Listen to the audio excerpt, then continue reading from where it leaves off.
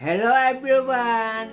Check this po ito at mag-upload na naman po kayo video.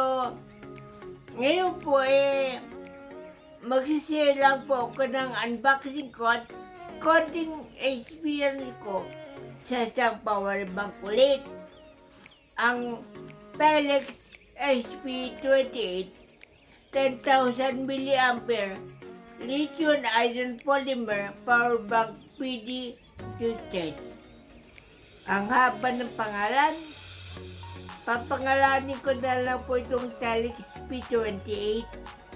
Halika, samahan mo ako mag-unbox ha!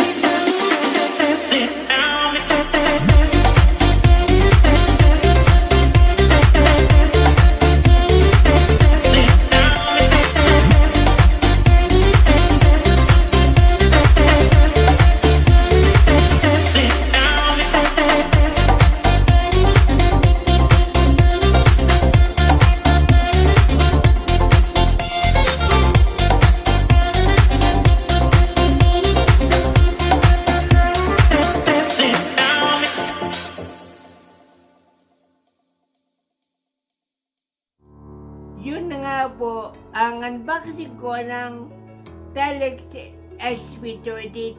Maganda po ang capability sa pag-charge. Nakatalo nga po ko eh. 2 full charge mula 50 hanggang 100% at isang 59% lang mula 50% hanggang 59%. Pag sinarge ko naman to, 1:50 AM hanggang 2:10 AM, naka 13% na kagad. Tapos mga 1:50 to 2:30 AM, o kaya siguro, 1